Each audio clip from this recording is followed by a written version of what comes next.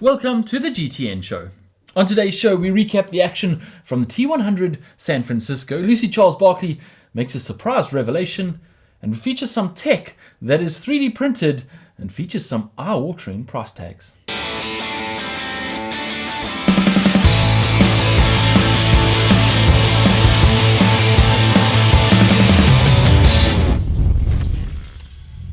As you may have noticed, it's just me here today. Heather is still on maternity leave, and Mark has gone off to the On Running headquarters in Zurich in Switzerland to make a few videos. Look out for those coming soon on the channel, including he's following their On Cyclone program, the recyclable shoe that you get on subscription, plus a few other things at the headquarters, a walk around the headquarters, which is interesting enough. He's also noticed this on social media. On have partnered with Zendaya. Not entirely sure what this partnership means. I think they're just doing a Zendaya range. She's only promoted so far a walking shoe in the Zendaya edit. But she says, move, learn, dream together. She says it a lot better than I do, obviously. They made a video, it's like a minute long, with her introducing it, and she says she's a fan of the brand. Pretty cool collaboration. No word yet whether she's going to be using the On Cloudboom Echo 4s and running a fast 5K. Watch the space. Maybe we'll get her to do a triathlon. Also, Lucy Charles-Barclay has announced that she's doing Ironman France this weekend, with an eye to doing Ironman France Nice, the Ironman World Championships, at the end of the year. This, contrary to her announcing at the beginning of the year that she's absolutely not doing that, and she's going to focus all her efforts on the T100 series. She put out this post which says, courage is not the absence of fear, courage is doing something despite the presence of fear. Earlier this year I was quoted as saying, I will not be racing Nice. She was quoted as saying that because that is what she said. Exactly those words. She said she will not be doing it. In hindsight, I should have waited before making the statement. The truth is, at the time, I was held back by fear. Fear of the unknown, fear of whether I could ever run a marathon again, let alone compete at the World Championship. The injury I sustained in Kona had truly tested my resilience, and when I made that statement, I was still grappling with the consequences of pushing my body to the limits. You'll recall when she won Kona, the day afterwards, her calf looked like it had been hit with a baseball bat. It was blue and purple, and she really did herself a nasty injury, run through some serious pain. Yet she said, after Miami and Singapore, the path was clear for me to dedicate the time I needed to really get to know this course. And she spent a few weeks now in Nice getting used to that course and learning the course, and she says she really likes it. We're definitely watching this weekend Ironman France to see how she goes on that course. According to Tri Rating, she is the hot favourite. In fact, the predicted times, she should be winning that race by over half an hour. I'm not sure she'll actually do that. That wouldn't make much sense. She'd keep some powder dry. But she is the clear favourite to win Ironman France, validate her spot, which will allow her to go to the World Championships in Nice in September, which we're really excited to see. The only question, though, of course, is that the T100 Ibiza is, I think, 6 days after the Ironman World Championships in Nice. I guess that could be the other one that she skipped, seeing as she skipped San Francisco this past weekend. That remains to be seen, or maybe she's just going to back them up 6 days apart. It's been done before. Next, we notice this from Gustav Eden, who raced again this weekend, and this time he got a finisher's medal, and he's showing it proudly as if it was his first 70.3 finisher medal. This, a previous Ironman world champion. It's good to see him back racing. He didn't have the best race, ran a 1:19, but clearly better than the previous race that he came back and DNF'd, so he's on the way. He's on the right path. We can't wait to see him back at his previous best again soon. Then moving on to more changes of plans. Sam Long has changed his plans immediately after the T100 in San Francisco, where he had planned to back that up with a quick trip all the way to Australia to do Ironman Cairns, the Ironman Asia Pacific Champs this coming weekend, to get his spot to go to Kona so that he could do basically the entire Ironman Pro Series and at the same time do the entire T100 series. He's thought better of that. And I'm not surprised, really. He didn't have the race he was hoping for in San Francisco. He says, the temptation of success. I have cancelled my trip to Australia. This year started off so perfect that I began to get greedy and wanted to chase it all. The top of the world rankings, the top of the T100, the Ironman Pro Series, and Kona. Yesterday was a needed reminder of the need to focus and specialise. To pursue a goal with all of the with all of our being. The T100 is simply too competitive and too strong to do otherwise. I hate to make the same mistakes twice, and this is hard because I have gotten too ambitious in the past.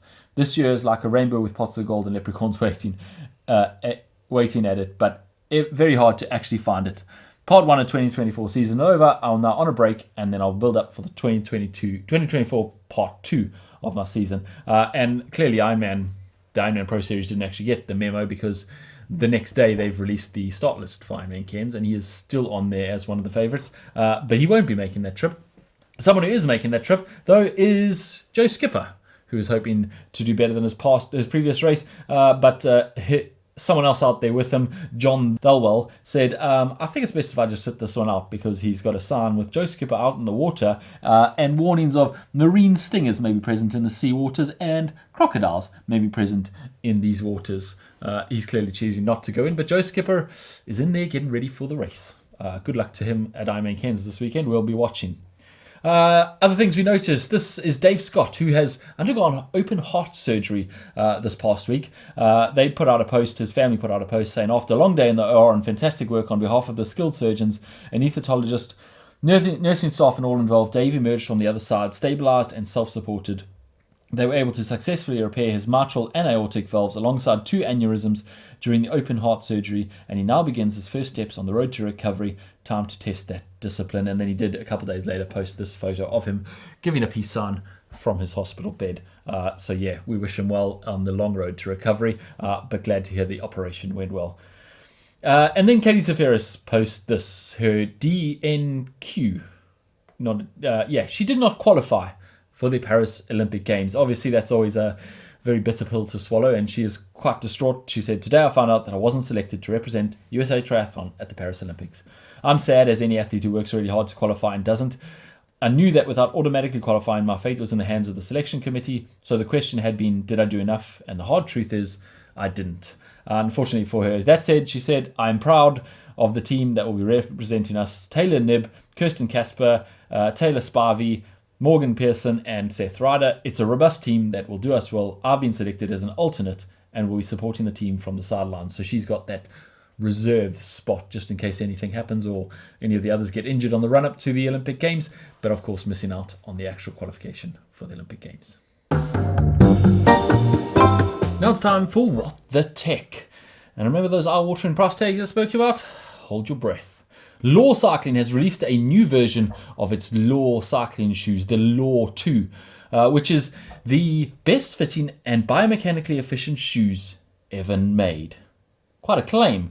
Now, the way they do this is they scan your foot and then 3D print your shoe out of either nylon or carbon to perfectly fit your foot. This is actually the second version of their shoe. The Law 1 came out previously, and these ones are cheaper. Wait till I get to the price tag before you get excited about it being cheaper. The previous one, you used an app on your phone to scan your foot at home, send it to them, and they'll 3D print your shoe. Now you actually have to go to a retailer to get a proper foot scan. However, it does say that it's going to be under millimeter precision. They do this using revolutionary continuous carbon fiber robotic 3D printing, which, as I say, leads to sub-millimeter precision. I'm not sure you need sub-millimeter precision on your shoe fit, but they say that it increases your power and your efficiency over traditional cycling shoes in a package that is highly tunable and forgiving. And speaking of packages, how much they cost? The entry-level shoes made of nylon, which you could probably get 49 quid per Decathlon, these ones cost $1,349. The mid-carbon range, their top-of-the-range one, costs $1,849 for a pair of cycling shoes. I don't think they're for me, but maybe they're for you. If you have tried them out, we'd love to hear from you and see if they are actually as good as they claim. Speaking of eye-watering prices, here's another one. Willier have released a new TT bike, the Supersonica, been designed with Groupama FDJ and Stefan Kung, and yeah, they say it's 16% more aerodynamic efficient than their previous bike, which was the Turbine SLR. The Supersonica SLR is the first bike that has been developed with input from the pro team, and the whole project was led together with Swiss champion Stefan Kung and the staff of Groupama FDJ. Villiers have also developed a tailor-made service aimed at optimizing the rider's position on the bike. Essentially, they do an optical scan of your forearms and then, again, 3D printed either carbon or titanium armrests, which is kind of something that you do see the pros riding, even pro triathletes riding, but it's not really been available to the public. Well, now it is. And they'll dial in your position perfectly using these scans and these 3D printing. So this year it's only available in the same size as Kung, the large, extra large, because obviously they're already making that frame set for him. Next year, extra small and medium frames will be available. And yeah, the price tag, again, you kind of expect this because of the 3D printing, but the frame set on its own, €9,000. If you do add in the full bike build, including Shimano Dura-Ace DR2, Misho Cleos RD chronolenticular wheel set, and those customized aero extensions in carbon or titanium, €27,400 for that bike. Is it just me, or have prices gone nuts? The Supersonica SLR has actually made its debut yesterday in the Tour de Suisse under Stefan Kung, where they're obviously hoping for the win. He finished 8th, 11 seconds down. That definitely wasn't because of the bike, though. The bike's definitely worth €27,400. Moving on, Best Bike Slip have announced an AI workout builder. Now, they've obviously, Best Bike Split already builds your race plan where they upload all the course stats and your own stats, and you can build the perfect race plan so you know exactly how much power to put out at any point in a race so that you can optimize your power effort for that race and your time for that race using their Best Bike Split tool. Now they've built an AI workout builder where you can put in commands and prompts to ask it to build a workout for a specific goal, and the AI engine will then use that to build you a perfectly customized workout.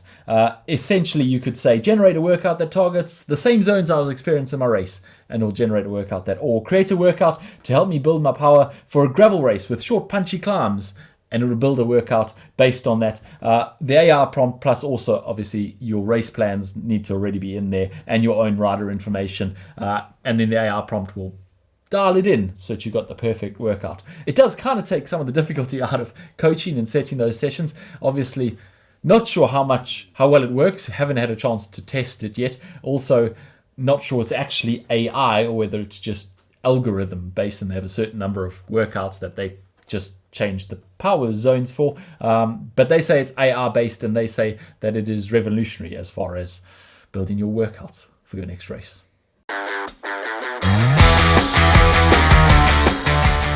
All right, now it's time for race news and the big race over the weekend. If you're under a rock and didn't know it happened, where were you? The T100 in San Francisco. And it does kind of feel like the T100 series is ramping up each event. It gets more and more tense, and the racing gets closer and closer. And you couldn't really get closer than this on the men's side.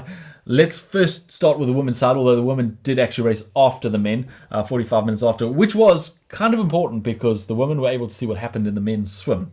The swim was a traditional jump off the ferry and swim into shore, 2 kilometers, but they covered it in ridiculous times. I mean, the women were out in just over 17 minutes. The men were even faster than that, which is like world record pace per 100. For the 100 meter in the pool. So yeah, they had very much current assisted. Imogen Simmons actually took the most advantage out of that. She took a slightly different line and ended up on the beach 30 seconds ahead of everyone, much to her surprise and everyone else's surprise. But it was Taylor Knibb who overtook pretty soon on the bike, and that was pretty much it for the day. Taylor Knibb outriding everyone by a substantial margin, and then easily, comfortably holding on the run to take a win, a very classy win in the T100.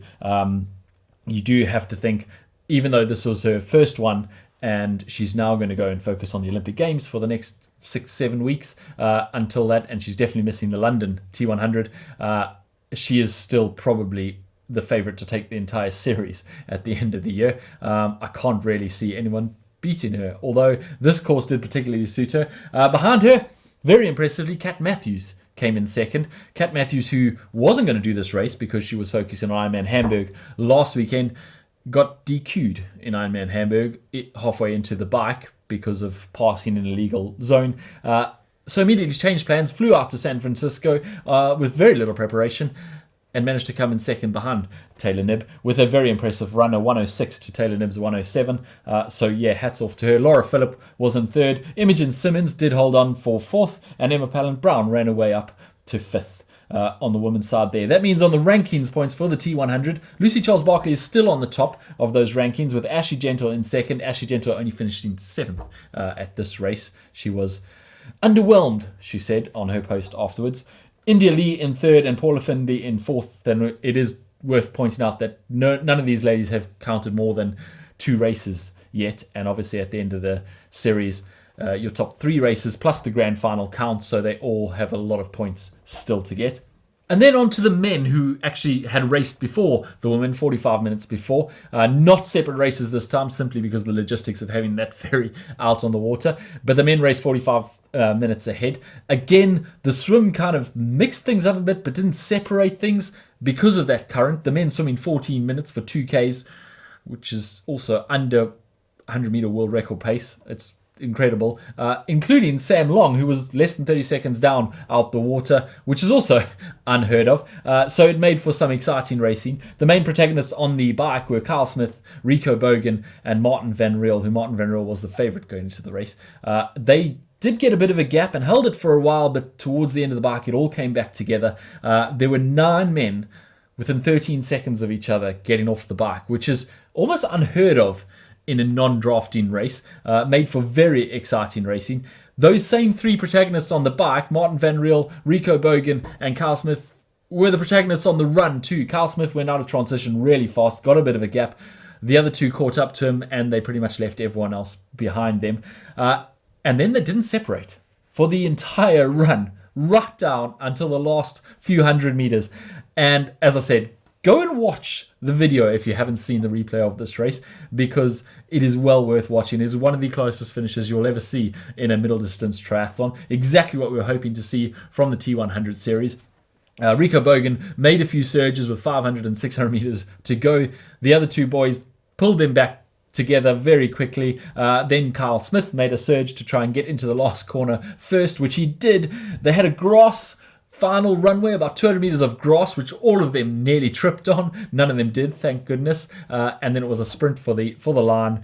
Martin Van Riel won the 100-kilometer race by probably 100 millimeters at most. It was very, very tight. Kyle Smith promptly losing his lunch over the finish line, or his precision fuel hydration gels at the very least.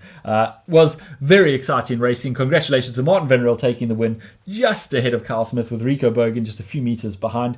Magnus Ditlev finding his form again after that accident early in the year in fourth, and Mika Nuit in fifth. Sam Long finishing a distant eighth, and as we said earlier, that's caused him to rethink all his plans for the year. And a few other big names further down the ranking. Sam Long does remain number 1 on the T100 rankings, but it is worth pointing out that he's the only one on the T100 rankings who has 3 scoring points so far. All the others have 2, so Yuri Kulin in second, Magnus Ditlev in third, Carl Smith in fourth, and Matthias Magera in fifth. And Carl Smith is actually a wild card. Pretty safe to say that we're going to see him racing in London, though, in a month's time. The next event is 27th, 28th of July in London. We won't be seeing the 2 winners of this one there, Taylor Knibb and Martin Van Riel, because they're both focusing on the Olympic Games, which happen on the 30th and 31st of July. So they're definitely not doing that T100, but we will see them back for the back end of the T100 series, and we look forward to seeing them.